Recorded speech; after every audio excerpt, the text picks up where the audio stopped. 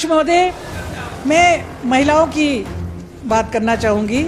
यहाँ चर्चा आई कि बहुत रेवोल्यूशनरी काम किया गया, महिलाओं के लिए फ्री चूल्हा दिया गया।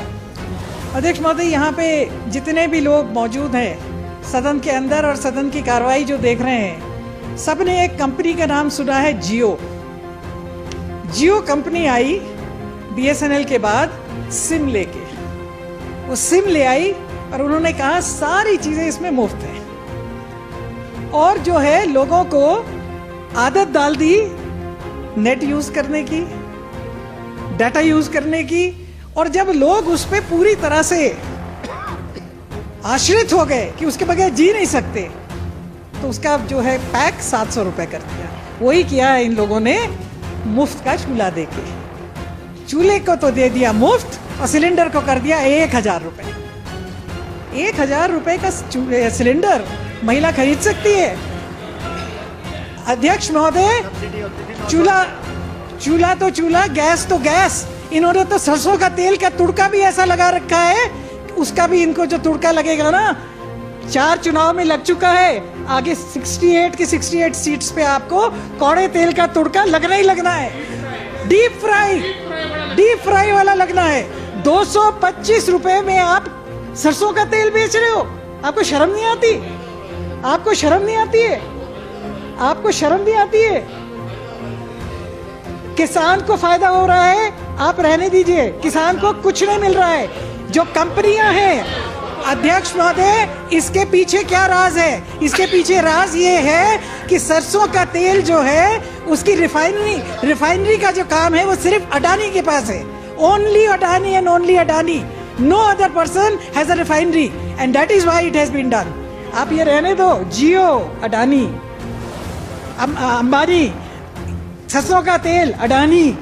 और फिर आप जो बोलते थे ना, आपसे कोई बात नहीं कर रहा है कोई। आप जो बोलते थे ना मंत्री जी, आप जो बोलते थे कि ये किसानों के फायदे के कानून है, आप ही के प्रधानमंत्री को माफी मांग करके वो वापस लेने पड़े। क्यों? जिसको आप मेरे से बहुत बार लड़े आप इस पे, और वो हम सही निकले और मंत्री जी आप गलत निकले।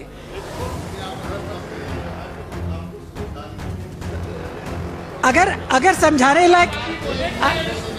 समझाने लायक कुछ होता तो समझा पाते हैं। बिना मतलब की बात कौन समझाता है? कंक्लूड कर दीजिए। अध्यक्ष महोदय, मैं कंक्लूड ही कर रही हूँ। दूसरा अध्यक्ष महोदय, देखिए यहाँ अध्यक्ष महोदय, मैं आपसे ये कहना चाहती हूँ, महिलाओं की बात कर रहे थे, लॉ एंड ऑर्डर की बात कर रहे थे। अब ये वकील लोग जो हैं ये आपस में उलझे रहे कि लॉ क्या होता है एंड ऑर्डर क्या होता है। मुझे ये नहीं पता। मुझे ये मालूम है crime against women is on the rise. Himachal Pradesh में 1500 रेप केसेस हो गए। It's not a small number. Himachal Pradesh में औरतों की लाश जो है बोरियों में मिली। It's not a small number, it's not a small thing.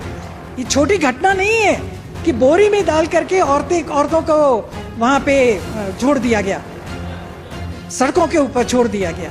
इसी तरह से जो ऊना की फैक्ट्री में जो डेथ्स हुई हैं, शायद 2 और 9 हो गई हैं। अब तो 6 तो पहले बाहर के लोग थे, अब ये 3, क्योंकि जैसा आपने लिस्ट सुनाई थी वो सारे संतोषगढ़ के थे, तो वो ऊना के थे, हमारे हिमाचल के थे। तो मैं मुकेश अग्निहोत्री जी की बात में अपनी बात मिलाते हुए आपसे निवेदन करूंगी कि इनको भी मुआवजा वैसा ही दिया जाए जैसा जो शराब पी के मरे हैं उनको दिया गया है। आपका ये क्या पैमाना है? शराब पी के मरेगा 8 लाख, जल के मरेगा 4 लाख, कोरोना से मरेगा तो 50,000। ये कैसा पैमाना है आपका? क्या आपकी थिंकिंग है?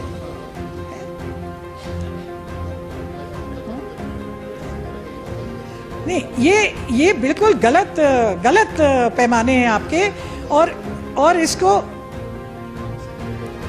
और हाँ, इसमें एक और बात है अध्यक्ष महोदय, लास्ट पॉइंट में बोलना चाहूंगी कि पहले जो एक्सीडेंट केसेस माने जाते थे उसमें अगर कोई ढांक से गिर जाता था, कोई मधुमक्खी रंगड़ जो काट लेते उससे मर जाता था, उसको भी एक्सीडेंटल केस माना जाता था।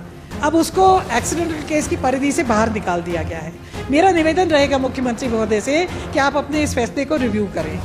जो ढांक से गिर जाता है या जो मधुमक्खी वगैरह से या लाइटनिंग से सांप के काटने से जिनकी एक्सीडेंटल डेथ हो जाती है, उसको इस परिधि से बाहर मत निकालिए। इसको बाहर निकाला है, ये गलत किया है। मेरा एक क्वेश्चन आज लगा था जिसकी बारी नहीं आई, एसपीओस को लेकर के।